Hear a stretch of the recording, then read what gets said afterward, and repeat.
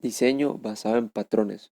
Antes de empezar a explicar, quiero que se pregunten si alguna vez han tenido algún problema diseñando código, de tal manera que ustedes piensen que ya existe alguna solución que pueda cumplir con lo que yo estoy pidiendo.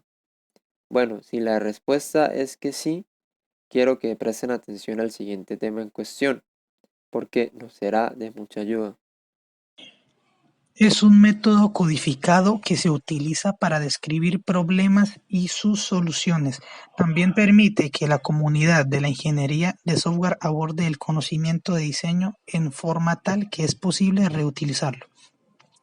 Cada patrón describe un problema que ocurre una y otra vez en nuestro ambiente y luego describe el núcleo de su solución en forma tal que es posible utilizarla muchas veces sin elaborarla dos veces de la misma forma. Se le llama método codificado ya que cuando se emplea un formato estándar, se observa que los problemas de software son codificados y descritos, igual que las soluciones y sus restricciones propuestas. ¿Qué es? El diseño basado en patrones crea una aplicación nueva encontrando un conjunto de soluciones comprobadas para un conjunto de problemas delineado con claridad. Cabe resaltar, claro, que cada problema y su solución está escrito por un patrón de diseño catalogado y analizado por otros ingenieros de software que han encontrado el problema e implantado su solución cuando diseñaban otras aplicaciones. Complejidad. Existen dos, accidental y esencial. En la accidental tenemos que es aquella complejidad adicional proveniente de la solución. Esta es añadida por nosotros mismos sobre la marcha del trabajo que estamos realizando para resolver el problema esencial. Esto complica su ejecución. Características. Da lugar a reuniones improductivas de forma que, llegado al momento crítico, no se haya definido correctamente los requisitos y se desperdicie el trabajo desarrollando funcionalidades de escasa importancia. Intentar implementarlo de estilo CSS desde cero, en lugar de utilizar algún framework a otro nivel, malgastar horas de un programador senior peleándose con CSS cuando sería mucho más eficiente subcontratar a un experto que nos lo implementara en un par de semanas.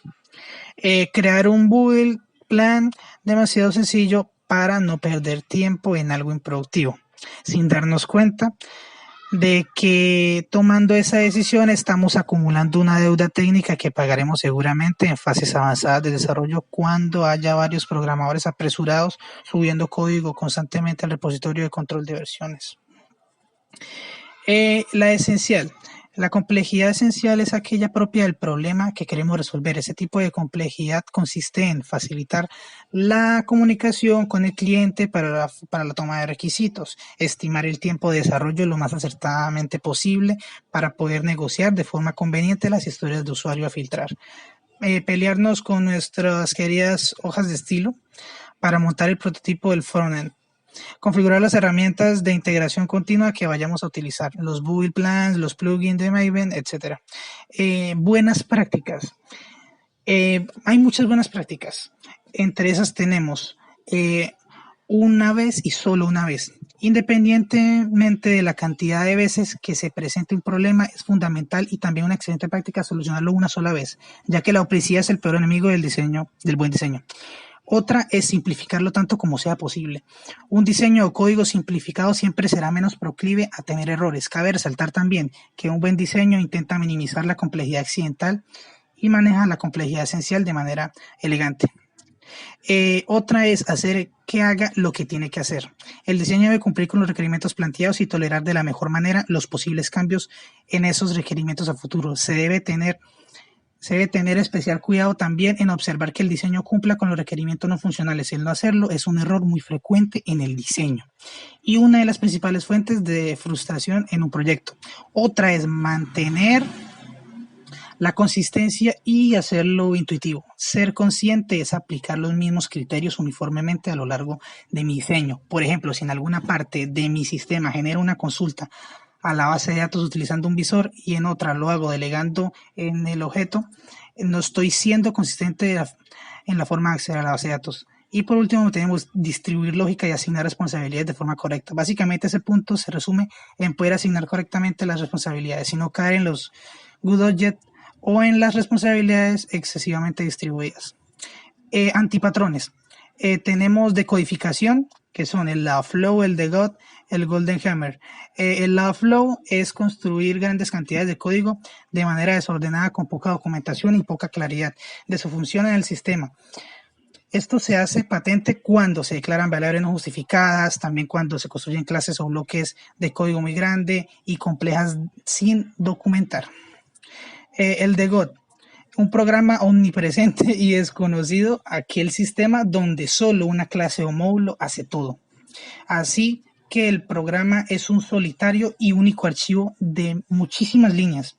Golden Hammer es un vicio relacionado con aferrarse a un paradigma para solucionar todos los problemas que se nos presentan al desarrollar sistemas. Es el caso de enamorarse de .NET, de Java, de PHP. Es importante comprender que cada uno tiene capacidades y limitaciones en aplicaciones particulares.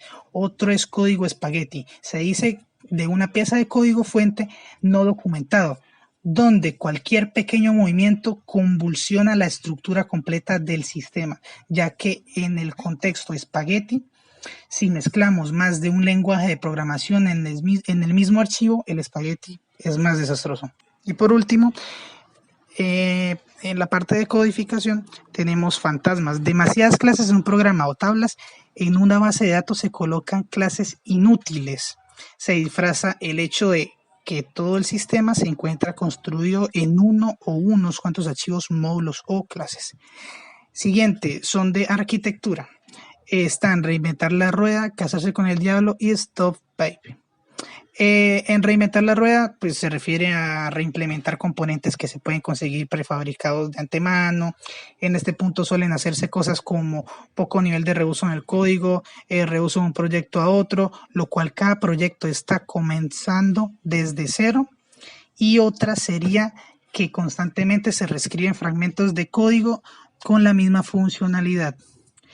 Casarse con el diablo. Esta crea una dependencia hacia un fabricante que nos provee de alguna solución, ya que se depende completamente de lo que el vendedor haga. También de la cantidad de los productos del proveedor nos comprometen. Por otro lado, el vendedor también nos tiene agarrados. ¿Por qué? Por ejemplo, una universidad cuyo desarrollo casi completo del sistema de administración escolar está realizado en PL/SQL, en Oracle. Ellos necesitan seguir pagando las licencias de Oracle para mantenerse operando, aun cuando los nuevos desarrolladores, cuando los nuevos desarrollos los están elaborando ya en otras plataformas como Java, como PHP, entre otras. Tienen 5 años, por ejemplo, de desarrollo en PL/SQL que no los dejan dejar de pagar licencias. Por último, el stop pipe. Se refiere a la creación de subdepartamentos dentro de los departamentos de sistemas. Cada isla desarrolla la parte del sistema que necesita para satisfacer sus requerimientos sin preocuparse por el resto. Por último, tenemos de administración de proyectos. El primero es super equipo de programadores. Consiste en la creencia de que asignar más personal a un proyecto acotará el tiempo de entrega regularmente como una forma desesperada de intentar corregir retraso del proyecto. Esto llega a un punto en donde entre más personal se asigne, más se atrasa el proyecto. Luego, Project Mismanager.